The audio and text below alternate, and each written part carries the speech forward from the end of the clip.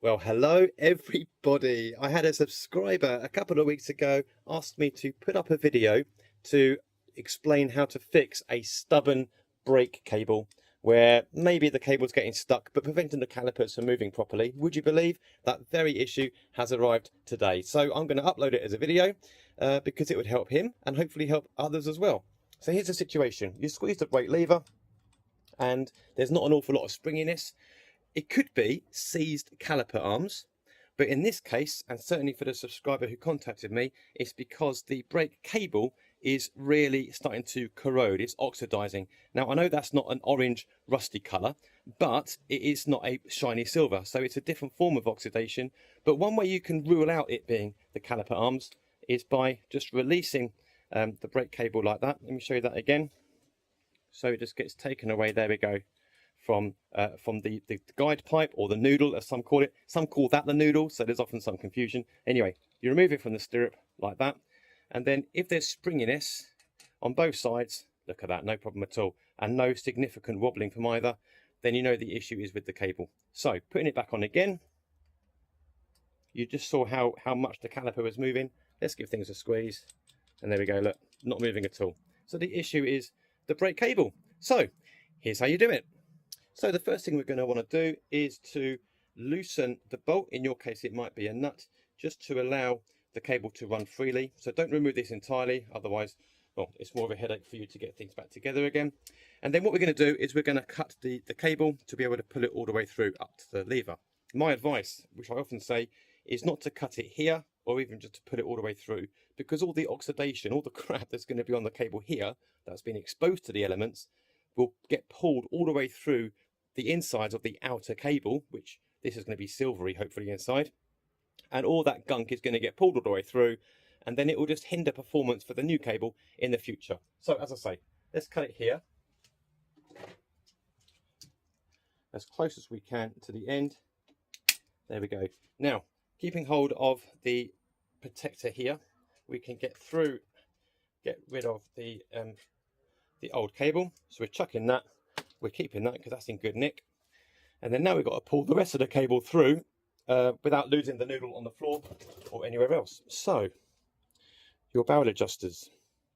If you line up these two grooves like that, there's probably going to be a groove, a slit, just out of focus here on the lever, or it's going to be the opposite side of the lever entirely.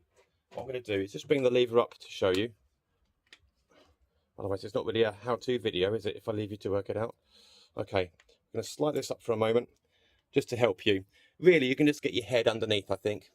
But there we go, just give you a bit of an idea. So in this case, the access point for the end of the cable is here. Sometimes it's at the very top, just running along here as a slit. Either way, this is how you'd get rid of things. Now that you've removed your tension at the caliper end, it means you can pull the outer cable out and expose the cable here.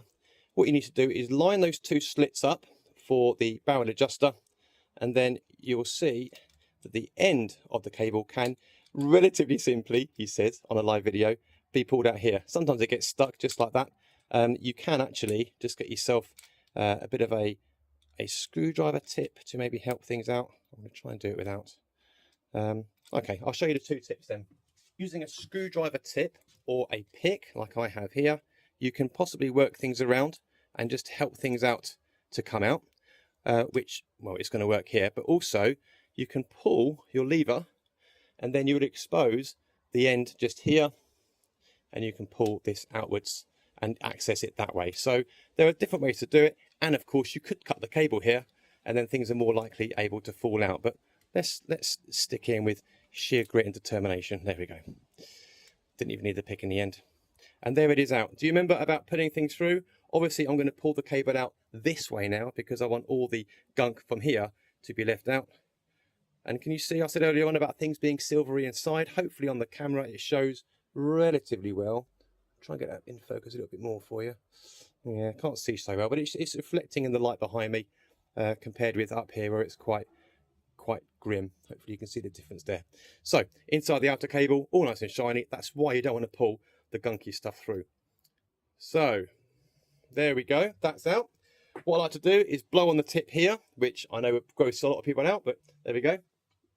It works for me. And often you get a real puff of dust coming out, which actually is a bit of oxidation. So it's always nice to do that if you're not going to kiss someone afterwards. And then what you need to do, I like to anyway, is to get some simple oil. Just 3-in-1 cycle oil will do. Just a little drip and a drip again. Oil obviously is hydrophobic, so it will help keep the elements at bay a little bit, not much, but a little bit. But also it helps lubricate the new cable that's going to go through. Just going to hold that there for a moment. Hopefully it won't fall. And then fitting the new cable is really quite a simple process. Remember to keep those slits lined up. We put the very end, the nipple part, in fact that's called a barrel nipple on brake cables. You fit the barrel back into the hole like so. So it falls into the stirrup of the lever. And again, if it doesn't go in naturally, then you can always use a pick or a screwdriver. But that's in place now. If you want to test it, give the lever a bit of a pull, and as you can see at this end, things come through nicely. So that's there it is, as it is. Okay, we're now going to put the end of this cable through the outer cable. But before we do that, if you just move these parts away from each other just a little bit, it just means that there's no opportunity for things to slide out accidentally as you're setting things up. So this is going to go in the top part. If it's kinked anywhere like it is here, you can always just adjust slightly with your thumb and finger just to make things more aligned. If there's any damage here at all, or you feel that there is any resistance pushing the new cable through, you might want to treat yourself to a new outer cable, but in this case we certainly don't. And if I just bring the camera down just a little bit for you, I can show you one potential issue for you, where if I just pull this out completely, that's easier. As you're pushing the cable down, sometimes the cable will push the noodle out of the way. So I like to hold on to these two parts together. Sorry that we're out of focus. There we go. So I like to hold the two together, but if for any reason this part gets pulled away while putting the cable through, it really is no drama. Just pop that cable through there when you get the opportunity. If these are really rusted, you might want to consider replacing them, but usually outer rust is cosmetic. It's more important of what's going inside there, which is absolutely fine. And then you just pull the cable through. It's running really smoothly, so we know there's going to be no issue there. And then hopefully you can see at the top, it's just come loose just there. So that's why we close that slit, and we can get things back into business territory in a moment. So we'll run this up. It's very unusual for that to come out, so don't be worried, don't be put off doing this job. It's not as fiddly as it's typically looking at the moment, but with a bit of jiggery pokery with your thumb and finger, you should be able to work things out. If not, remember, you can always use that pick screwdriver method. Now this isn't going to happen when everything is tight, of course, because everything's going to be under tension. You're not going to be having that sort of play, so don't worry about it too much. Now's a good opportunity, a good time to put that lever down. I'm going to keep it up for now, just for you guys, so it's more easy for you to see what's going on. But if we move the camera down now to the business end, so I'm just going to try and get that in focus for you. Oh look, the light's improved as well. There we go. Okay, so remember that stirrup from earlier on where we hook up the end of the noodle for the cable. Now it's an opportunity to grab your the rubber part, the weatherproof seal, and ideally it shouldn't be running loose. It should actually be hooking over the end there, just fitting over, because it's trying to protect the inside of the noodle for the elements. And then in terms of hooking up to here, sometimes the attachments are different. Sometimes, as I said earlier on, you have a nut rather than a bolt. In this case, you have a very small hole on the opposite side. That may not show up on the vid, but you have to trust me, it's there. So whether it's threading through a hole or just being held in place by a clamping motion through a little bit of a runner, a kind of a channel, either way, it makes no odds. Okay, so we're going to pull this through. Now, when it comes to tightening, you have a couple of options. One option is to do it by feel, and by that I mean is you can pull things up until the brake pads are completely touching the wheel, and then let off a little bit. That's one option. And do it by feel, by holding it in place, assuming the wheel isn't buckled, which this one obviously is. But in theory, holding it like that, we could now tighten that bolt, and we're pretty much in brake territory. But here's another way you could do it. you can tighten things up completely against the wheel, but before doing that, you can loosen this barrel adjuster. This inner part here, the thinner part, is a lock nut, which means it holds in place whatever degree of tightening or untightening you've done with the larger part. Okay, hope that makes sense. So this is your option. What you can do is you can lefty-loosey, but it isn't really loosening. And what happens is it's actually increasing tension. So although it is technically being loosened by going anti-clockwise, actually it's increasing the gap as it's coming out. Now, these are not the nicest of things to work with, because often, particularly for kids' bikes like this, you've got metal on plastic. The threads in the plastic get worn very quickly, so it's not the best way of doing things. But there we go. This is why I choose to do it the other way, by feel. But this is how you could do it. So you can remove this as much as you like. Then you get your lock nut in the way just to stop things being moved. What that does is then we've added some tension to the cable again, because we're stretching the cable by pulling this out a little bit. Now we can go back down to the caliper end, and we can then do things up completely tightly. And again, just for clarification, this isn't the way I would normally do it. We're going to tighten this up. I'm not going to do it too tight because I don't want to damage my new cable, because I know I'm going to be probably adjusting it differently in a moment. But anyway, you can see there the tyre is locked in place, and there really is not much movement there at all. What you can then do is go back up to your barrel adjuster from a moment ago, put things back in. So take the tension from the lock ring. There we go. We then screw this in, so that removes that gap we had earlier on. And then when we go back down to the wheel, you can see that's just allowed enough tension, or reduction of tension, to loosen up the wheel. Now, although it's sticking, it's because the wheel's actually buckled. So I think that actually would work quite well. But you can see that springiness is back. So that's one option. That's one option indeed. And that would serve you well. But like I say, if you're quite experienced, actually that's running quite freely, then you may want to do what I did earlier on, which is loosen the bolt, not to worry about the barrel adjuster at all, hold things really tight, and then just back off a bit.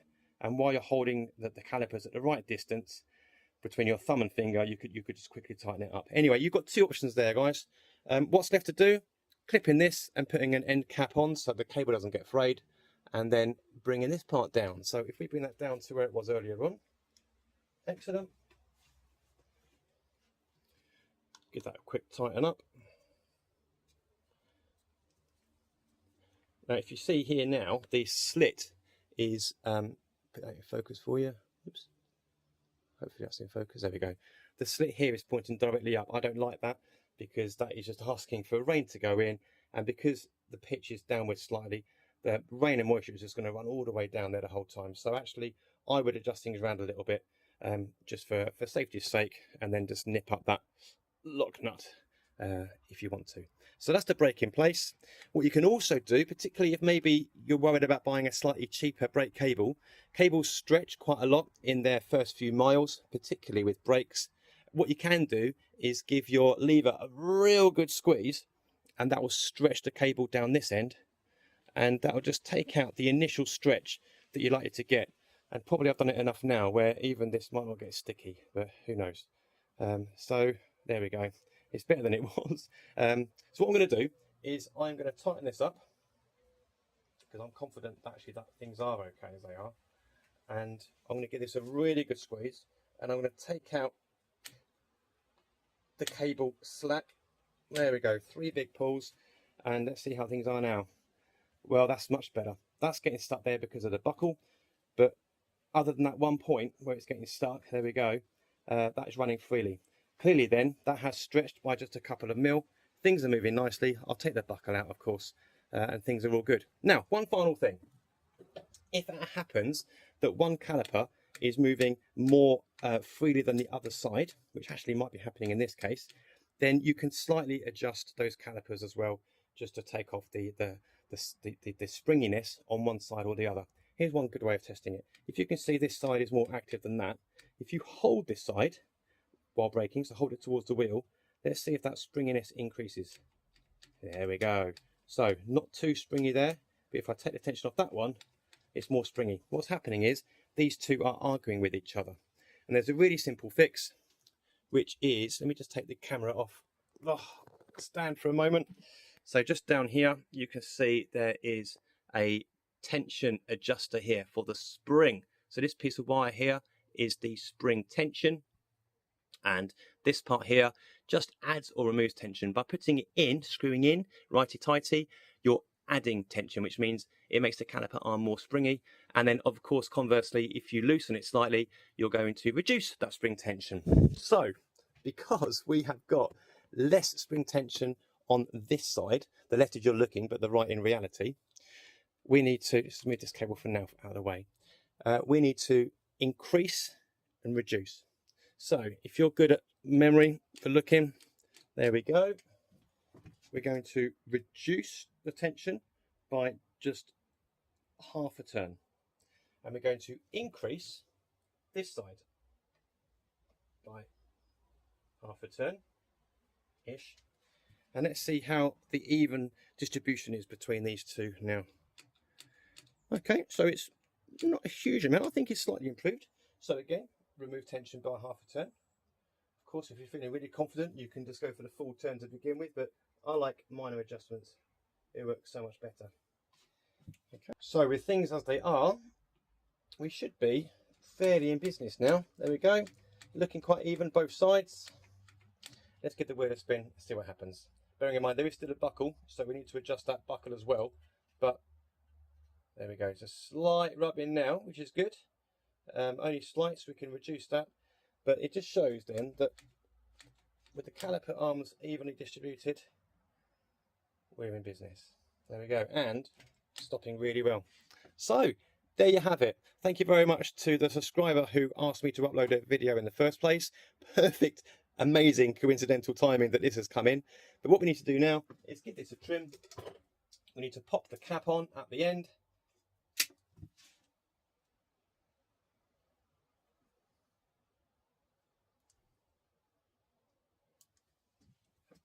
Make sure this is as tight as it needs to be.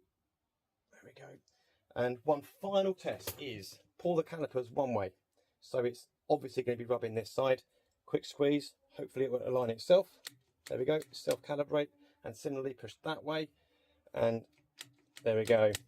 Guys, we are in business. And as they say, we are job done. Thank you so much for tuning in. I really hope that's useful for you. And now you know, if you didn't before, how to replace the brake cable for a V-brake system, how to make sure the calipers are aligned, and of course, how to get your brakes working perfectly all over again. And if you haven't learned anything else, you've learned that I really need to clean my workshop floor. Thank you very much for watching. Remember to like and subscribe, and I'll see you next time. Bye for now.